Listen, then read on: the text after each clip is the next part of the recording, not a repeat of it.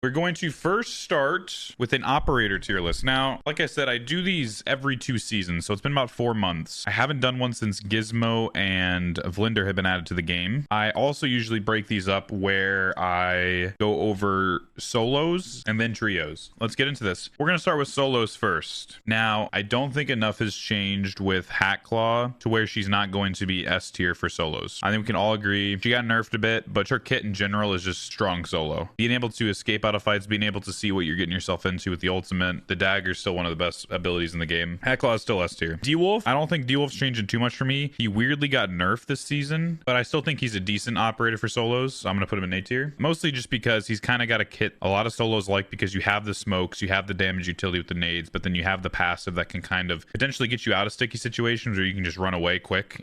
Pretty much nobody can catch you. If you get a gap and you have D-Wolf ult, then you're just gone, and the smokes can definitely help with that too. D-Wolf got buffed, I'd say. How so, Vote? How so? Let's see what Vote's saying, how this is a buff. Triple Blaster deploy time. His needs blow up faster. Wait, so this means you pull it out faster, right? But his base damage is reduced. I think this means, Vote, you pull the thing out faster. I don't think this means it blows up quicker. The triple blaster deploy time, to me that makes it sound like when you pull it out and it's ready to shoot, like when you pull the ability out. Damage reduced but ignores armor. This is just an all-around nerf. Like, you want to fuck up people's armor mid-fight and it does less damage. I mean, this is better. I mean, it buffs his ult, but it's not like significant. 35 is good if it ignores armor because each blaster can one-shot. Yeah, but to me this makes it seem like it's only good if you're doing lineups or if you have somebody trapped. If you put 3 nades on, it's a guaranteed kill, which it already should have been, to be fair. It was so weak before that it wasn't. My issue with this, though, is that most of the time when you're fighting, you're not going to get like a situation like, or just say you don't have like a guaranteed kill with it. I'd rather be people's armor up than just doing raw health. Like, if I know a guy's in a fuck's spot, I'd rather get him to like have to break his armor and have to have him repair than him just being able to heal it, because the damage always felt pretty good. It was more of the issue is that it wasn't consistent. It takes too long to blow up. They're really predictable. You can hear them coming. You can't control them or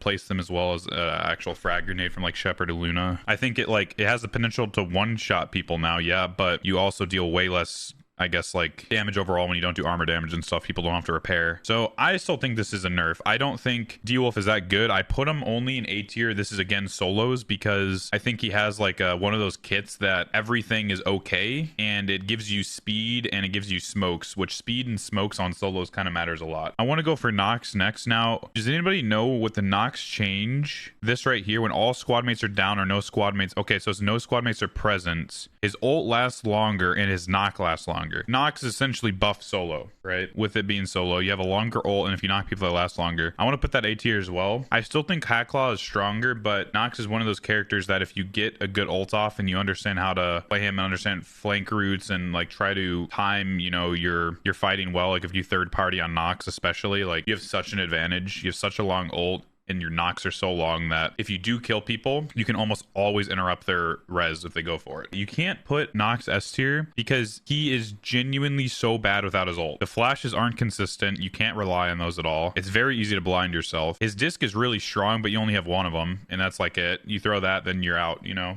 There's a reason why Hatclaw's S tier is because she has a lot. She has 4 abilities in her kit, if you think about it. 2 flashes, 2 daggers, and her passive is so strong that even when you don't have a kit up, you're still like dangerous. Forcing longer revives is good, but doesn't make him a tier better. Yeah, that's what I'm saying. The reason I'm not putting him S tier though is you're reliant on him being good if your ultimate does well. If you can't get anything done on your ult, you're back to square one. You're back to basically not much of a kit, to be honest. Again, if you're comparing flashes too, Hatclaw's flash will legitimately always hit if somebody looks at it and they don't shoot it instantly. Nox's flash, you can't argue that. Nox's flash takes way more skill, is way harder to use, and that's just a problem. Hatclaw is just a button mash. You can accidentally throw your flash and have like the greatest play ever. Yeah, if you give him 2 discs or something, then then it changes. Okay, Viren, even though I'd love to put him S tier, he's just not good for most people. If you can get strong with him, you can put him a higher, but the only benefit he really has is that he has the dash reset in solos, so a lot of times you can get a knock and get away, you know? But he's just not there yet. They need to buff his kit some more for sure. C4's knockdown can be good, but it's just consistently not, and it takes you have to have a lot of hours on Viren to get use out of him solo, I think. It's just all these operators operators above him are so much easier to pick up and get value out of over Viren. I'm only putting him there because you can do some crazy things with the dash reset solo. But again, you have to be comfortable with them. Tempest, I guess I have to put her at the same tier as Viren. She's very similar. Her ult, you could argue, is maybe a bit better, but it's also riskier. I don't like ulting Tempest solo because you obviously always risk somebody being able to hold your body as you come back or something, because the nature of solos is kind of ratty. You always have to worry about that. But I'd say her disarms are consistently more better than the C4s.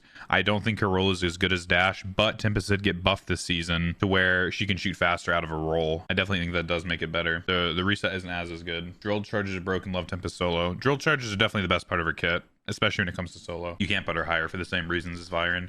It's easier to use Tempest than Viren for sure, but the roll reset doesn't play as good as like the dash reset. The ult is tragic in solos. Yeah, it doesn't get much use in solos. Tempest going in with half a kit. Yeah, but I have to put her in the same tier as, I think if I put Viren B, I have to put her B. Again, her roll and the disarm can be really good in solos, especially with the roll reset. They nerfed her roll, not buffed it. No, they did buff it. Once you roll, your gun comes out faster now. ZD and solo, everyone camping drill charge, easiest kills of your life. Yeah. That's the thing. If you can find the hack claws and drill charge them, it's over. But that's the problem, is actually finding them, right? Stinger, he's going straight to the top. He's a classic. He's probably the weakest of the S tiers, but he's just the solo classic. I mean, the smokes and the smoke wall is just always useful. Being able to use the med gun as your own heals. You can go super budget. Stinger's probably the most cost-effective way to play solo. You do not have to bring a lot to make his kit work. He's the best loot running operator. Yeah, I mean, just being able to heal yourself and have smokes is just so obviously nice for solos. He doesn't do anything special, but his just survivability is just really good, and that's pretty much the only reason. But again, I wouldn't want to put Stinger versus Hacklaw in a fight. Hacklaw's winning that almost every time just based on kit. But we're saying for solos, if a lot of people play solos in a way where they play kind of ratty or they play to loot run, they're trying to make money, then Stinger's a good option for that. If you're trying to fight and play solos, Stinger's not necessarily the best option. Did you knife your drill charge? Or yeah, that too. Byron's knockdown's better in ult Tempest wires and solo. Yeah, I agree. Next, here comes some of the hot takes. I wanted Toxic to be good solos, but I really tried to make her work, and I don't see it. I mean, it depends on playstyle, of course, but it just feels like when you're in a situation where you're 1vx, that Toxic's utility gets baited out very easily and people just wait. So like when you use smokes and stuff like that, I feel like people just wait, and the UAV I think is pretty easy to bait out as well. It's hard to time where you can actually get like a big advantage off of it. In theory, her kit works really well. I'm just saying from my experience, I would almost prefer to play any of these other operators above her in solos. I'd be willing to maybe move it.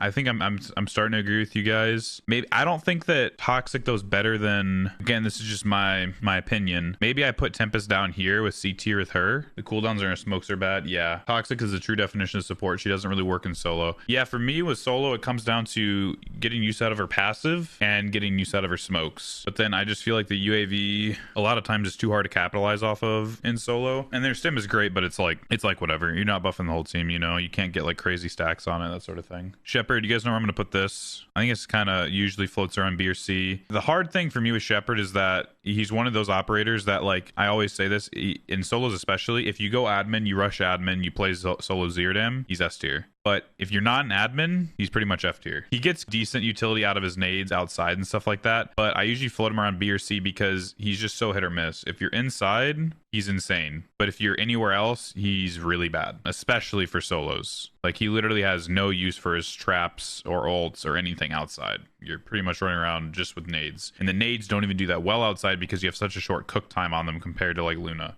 So just keep that in mind. If you like Shepard, you need to get to a building quick because he can be an S tier agent. But if you play outside and stuff or you get stuck outside, he's terrible. Aluru, I don't know. Solo is just so weird for me. Again, if you can Aluru one trick, you have some crazy wall jumps or stuff like that, or you're really strong with his rocket, he could be good. But I just don't see him being something that like you should pick over these other operators in solos. Like, he really only has a molly as far as I'm concerned for something that's actually really good. I think his rocket's too inconsistent, and the walls I don't see you getting too much use out of in solos. Again, unless you're finding some cringe spot or doing some weird like wall jumps and stuff like that. But I think you're pretty reliant on his molly, and just having one ability for solos is not that strong. Yeah, the rocket also takes you out of the fight. Saniva, I don't know, bro. Like, with the buff, he could be better, but I just hate him in solos. I just don't think he's that good. I haven't played him in solos yet, though, so I don't know. Maybe I could put him higher, but I always just feel like as soon as you have your shield out, you're at an incredible disadvantage. Like, they can do anything in that moment. You're alone. It's not like the whole reason Saniva's good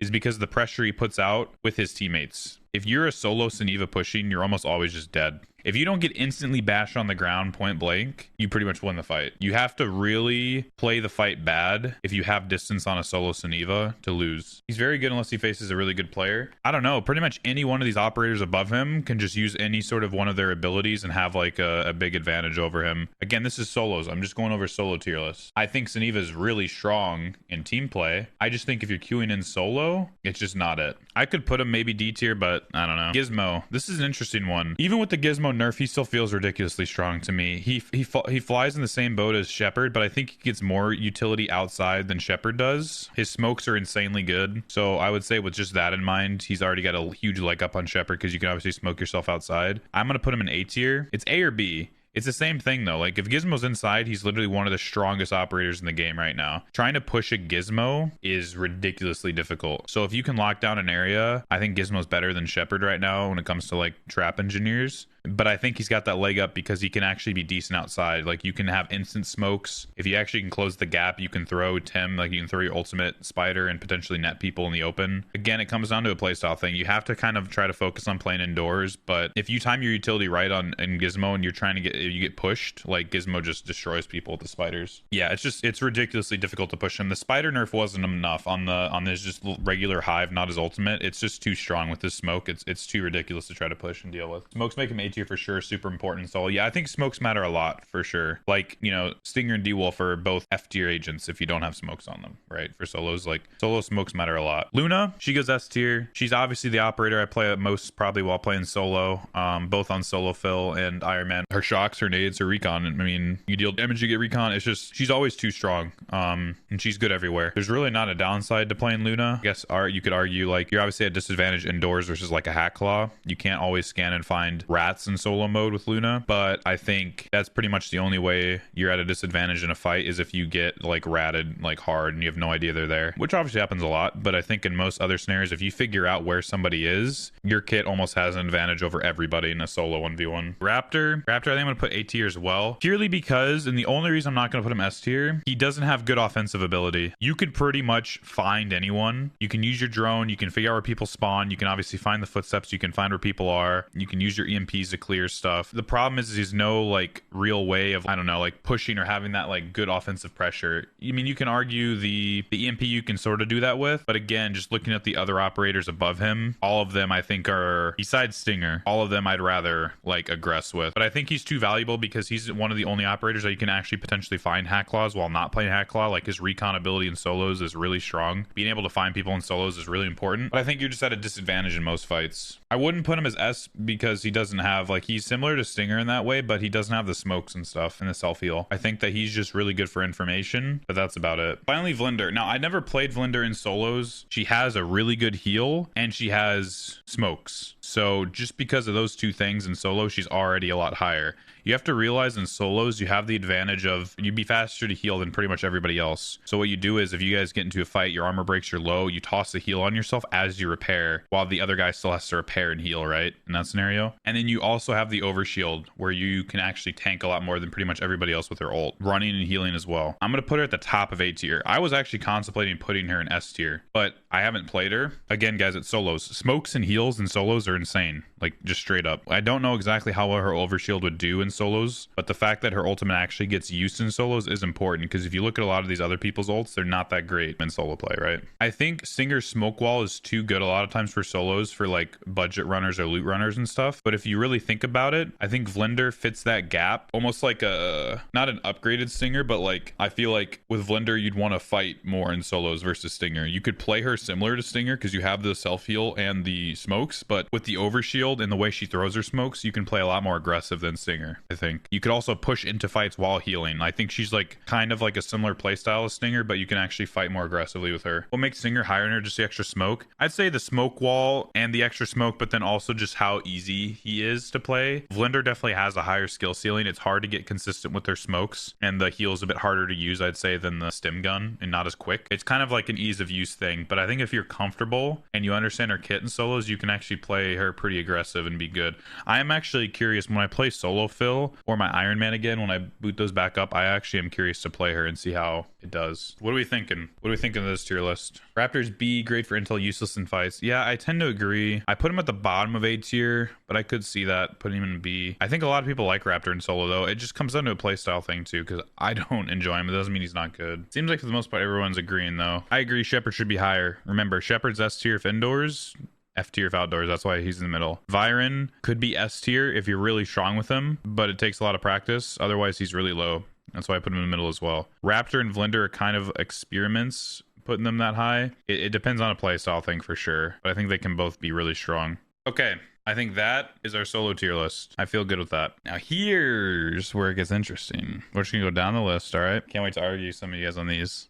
Bang. You knew it was coming. D-Wolf his ass. Yeah, I love the guy, man. Especially if you just look at the assault operators. Like, let's just take a look at, you know, these 4 assault operators. I feel like so far behind these other ones. I don't know. Now, here's what I'll say. There's some D-Wolf 1 tricks out there that are great. If you can get really comfortable with his slide and his movement, he can be really good. But he just doesn't have the ability to 1vx like I feel like all the other assaults have. You have his ultimate, right, which can slowly self-heal as you get knocks, but that's all he's got going for him. I don't think the extra speed is usually a huge difference maker, and I feel like his ult compared to the rest of the knockdown, the no footsteps, and the second life as Tempest is just like, they're not really comparable. People like him for lineups. You can do lineups with them, he's decent, but in actual team play, I think you are swallowing up a spot in your team comp that is hurting you. I think that there's much better options for him, because at the end of the day, he's going to be taking as that flex slot. Like, if you look at it,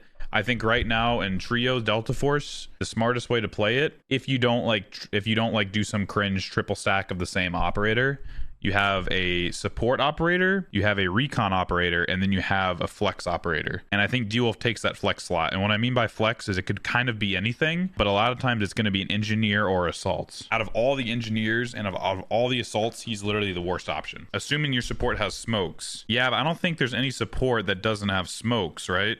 When I mean support, I truly mean support. I mean, it's going to be pretty much right now, I'd say Toxic or Vlender. Next, Viron is very similar to how I'm going to put him in the solo tier list. If you ask me, he's S tier, but if you ask most of the player base, he's not. And that's just because I'm comfortable with Viron and understand how he should be played. I feel like at a higher level, he's got a ridiculously high skill ceiling, but for most players and most trios, he's not going to be that strong. You have to put in a lot of hours for him to make it worth it, and your teammates have to be behind you. It's as simple as the comparison as a Valorant Jet. Jet at a super high level is extremely good, but most people picking her up aren't going to be that strong, and you have to set up the Jet. You have to set up the Viron. You have to play around the Viron, and most people don't want to do that, and most people don't know how to do that, so he's not that good. It's just a skill curve thing. I hope we see a buff with him this season. He's pretty much the only assault that hasn't been touched much in terms of balance. I think he needs a buff, especially with Tempest being as strong as she's been for as long as she's been in the game. But yeah, I think you could play him as S tier, but for most people it's going to be lower on the list, so I'm going to put him in the middle. Nox with a buff again this season, I'm going to put it A tier. It's a similar thing to a Viren where you kind of have to play around your Nox, but he's just super strong at being super interruptive and super annoying to deal with. If a Nox ult is going off, it's literally one of the scariest things in the game, especially if you're Nox ulting when there's chaos happening. You almost always get value. His disc in certain chokes just annihilates people. His disc is one of the strongest delays in the game. If you can hit a disc on multiple people, it's like you have just an insane advantage in the fight. Flashes are part of the weakest part of his kit. I hope to see them still buff them in the future, but I think his disc and his ultimate are just like really strong right now. Especially it is a little more map dependent. He's not the best outside, but pretty much anywhere indoors, he's just a fucking menace to deal with, especially if your teammates are willing to play around the Nox and understand that, like, if they can, you know, distract or pressure, then just how much more stronger the Nox becomes is really good. Well, the thing with the Viren C4 though is that you should be able to choose it. I think that's the big thing the Viren's missing, is that you should be able to cook it like a grenade. It's either you can throw it and instantly tap the button again and explode it.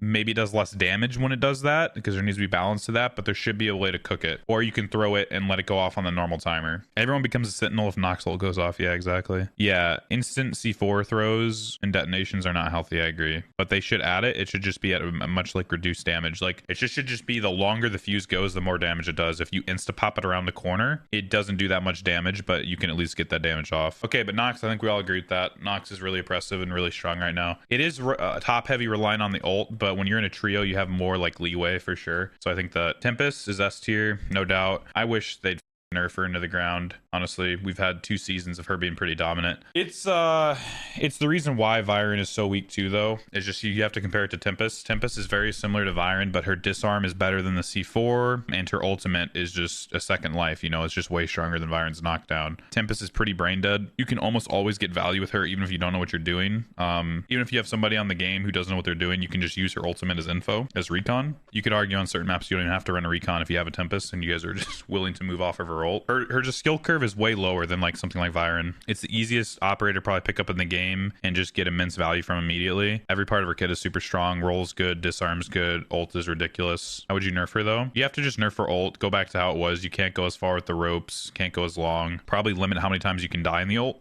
If you die 3 times in the ult, then you have like, you maybe have to be res by your teammates. Maybe you get 3 self-reses or something. It shouldn't be, basically you just have to limit the way that it's spammed. Because right now the way Tempest is played is every time the ult's up, you just use it pretty much. Like you can always do something with her ult. You know, sometimes you use ult just to bait people to push and stuff. There's no downside to spamming her ult, and that's a problem. I played Tempest and Triple Tempest nonstop in Season 6, but that was purely to deal with cheaters. It was the best cheater. It's the best anti-cheater operator in the game, which is great. I love being able to on cheaters and stuff, but cheaters aren't much of a problem as they were in the past. She can still be good versus cheaters, but she doesn't have to be like a 90% pick rate on certain maps and like just have all these like consistent uses across every map. I think she is one of the things that makes her feel like a bigger issue is just the fact that you can triple stack operators. I think if you can't triple stack operators, she's less of an issue. Dealing with one Tempest is not that big of a deal, but what you run into a lot is people that run double or triple Tempest, and then it becomes really annoying. But regardless, her whole kit's really good. She's easy to pick up. She always gets value. She's definitely S tier. Best assault in the game, hands down. Stinger, I'm only going to put above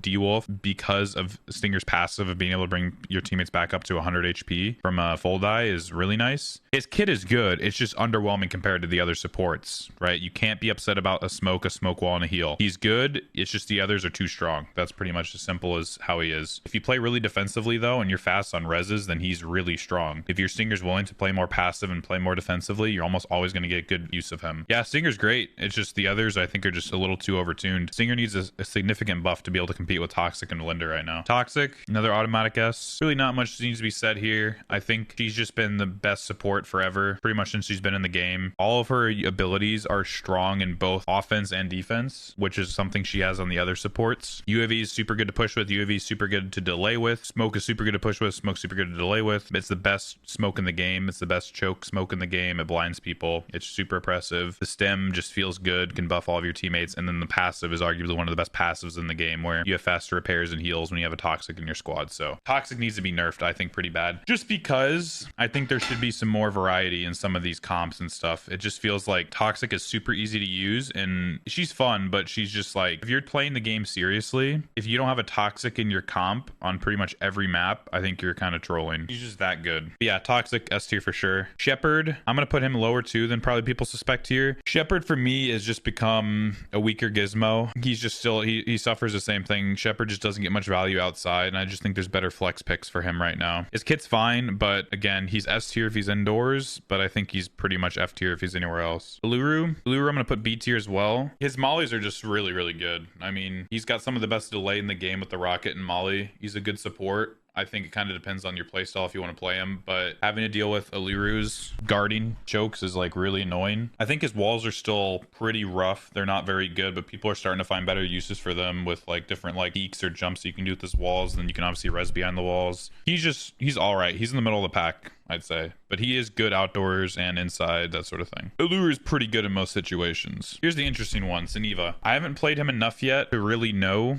and I haven't played enough against other Sinivas. He's stronger than before, for sure. He's not as overwhelming as I thought he'd be. I think I'm going to put him in A tier for now. Again, this is one of those operators that the player who's playing him has to know what they're doing. His teammates have to kind of buy into it. You have to play around the Siniva. That's the downside to him, is that a solo Siniva, again, isn't good. Siniva can't be good by himself. You have to kind of rely on your other teammates to set him up. His whole kit got changed, right? I mean, he's buff. He feels good. He gets picks when he kind of has that like chaos that he can mess around with, but I don't think he's as good as people thought. You guys still think he's D or C, really? If you play against a good team with Siniva, it's really, really, really difficult. Easy break his glass shield. Yeah, if the Siniva's giving it to you, but good Sinivas aren't just going to sit there and let you shoot him. I thought more people would want me to put him higher. I might be willing to put him B. Again, if you look at like these other operators, like if I put him B tier, these other other 3 operators I have above him are pretty easy plug and play. It doesn't take a genius on Nox to know when his ult's going off that he can just run at people with no footsteps and get some decent value out of that. Or same with Tempest Ult and same with Toxic Utility. I feel like Suniva is really good right now, but it requires a player who's played a lot of Suniva to get good value from him. He's not as easy to pick up and just be like a god with. Okay, I think I'm willing to put Suniva B. I think that makes sense. Gizmo, I'm gonna put A tier, probably the top of A tier. He is probably, I think, yeah, the best engineer in the game right now. His smokes are ridiculously good. Probably got the second best smokes behind Toxic, and his utility, if you try pushing it, is just super hard to deal with, and you can be aggressive with him too. I think he's a really fun engineer to play that doesn't feel like you have to play as slow or like trap based. I almost want to put an S tier, but I think he's just not quite as strong as some of these other operators. And Gizmo again takes a little more brain power to play and make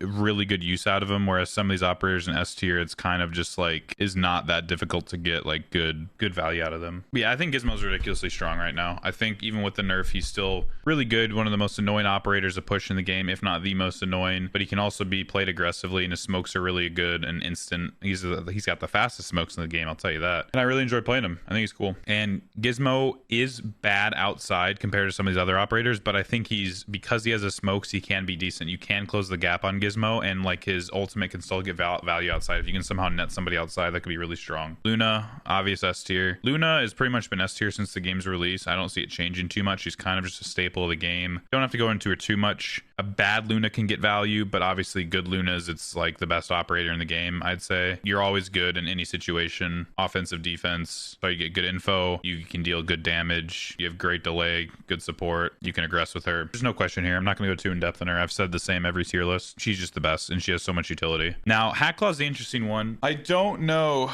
I really don't. Does she still go S tier, or with the nerf, do you put her A tier? What do you guys think? Damn, it's kind of even. I think I'm still leaning to put her into S tier. I think I will probably put her like at the bottom of S tier. The nerf wasn't substantial enough. She doesn't feel as bad. Like before, if you asked me in season 7, she's the best operator in the game, hands down. I don't think she is necessarily anymore. I do think her is still incredibly annoying to deal with, and if you have a good Hackhaw player, she's still too strong. She still needs a nerf. Her data knife is still one of the best, if not the best abilities in the game. Has way too many use cases. Flash nerf is good. The audio nerf is good. I still think you could probably nerf her a little more though in terms of audio. She's not as much of a one-man army as she was, but she's still incredibly annoying to deal with, and she's still the best recon indoors just because of her scan. I think almost every aspect of her kit should be nerfed a tad. The ult maybe not so much, but the data knife needs a nerf. The flash you could argue needs a little bit more of a nerf. It's not as bad. Maybe you don't need a nerf for flash. And then her passive I still think is too strong. I don't think her passive should last forever. There should be like some sort of timer on it. All right, Raptor's an interesting one because I don't think he's bad, but I don't think he's literally not fun enough to play. And it's almost like he needs a buff or something. I don't know. Like I kind of want to put him like C or B tier, but like a good Raptor is extremely annoying to deal with. It's just that he's pretty boring to play, so nobody really plays him. He gets really good info. The EMPs can interrupt every ability, is really annoying to deal with, can interrupt reses. His kit is good. Again, it's just probably not as good as Hacklaw or Luna's recon, but it's just different. It's just different, and you have to play a different way. You have to play slower. You're just annoying. You're annoying to deal with. It's out of the fight for most recon, true. He is out of the fight when he's getting good value. He's not really able to be shooting, but he still is really strong. I think he's just boring. I wanted to put him higher, but I guess when you just compare it to other operators, there's just better options. I think like good Raptor players could make this guy S tier though, and he's really annoying to deal with. It's just that you don't see it happen often because he's just got such a boring kit. Finally, Vlinder, I'm going to put her in A tier as well. Some people may put her in S tier, and I think with more playtime, we could maybe see her be an S tier operator. The only issue I have with her is that if you compare her to Toxic by herself, she's just not as good offensively. Vlinder is probably very close to Toxic defensively, but she just doesn't have really that offense. And now you can argue that you can use her overshield, her ultimate, to push with and be strong with, but then I think you're doing a disservice to her kit if you don't have the drone available for a res for your teammates. Using the overshield a lot of times when you have your squad up is kind of troll. Her Her ultimate, I think, is also really carrying her kit. And I think the fact that you can do multi-reses with her ultimate during one ult is kind of carrying her kit. Her smoke's good, but it's nowhere near as good as Toxic Smoke. And then her heal is good. You could argue it's better than Toxic Stim. But then ultimate-wise, I think that Toxic's UAV is still stronger than Vlinder's ult, at least offensively. My whole point with her putting her in A tier over S is that Toxic is tried and true tested, and it's easier to use. Toxic's kit is much easier to use than Vlinder's kit. Vlinder's kit is really strong. It's just not that good when you're alone solo, or if you are playing at like a disadvantage or you need to play aggressive. Like Toxic's kit is just so much more aggressive by herself, like offensively. Like she's just better. Most Vlinders in a 1v1 versus Toxic are just at a big disadvantage. Yeah, Swift, but as I just explained, I think if you're using the overshield on Vlinder when your teammates are up, I think that's troll. I've already killed a couple Vlinders this season where they tank a lot of bullets, yeah, or they tank a red M61 to the head or something. But then once you do knock them, or if you knock one of their teammates, then she doesn't have her ult for the res. Her ult for the res is kind of what carries her to be so good. Can you explain how the overshield works? I don't know the exact numbers. If you basically use her ultimate on yourself other than trying to res a teammate, she just has like a much higher increased health overshield thing, I guess, and you just can absorb more damage than usual. I don't know the exact numbers though. I think we knocked out the operator tier list. I'm pretty happy with those as well.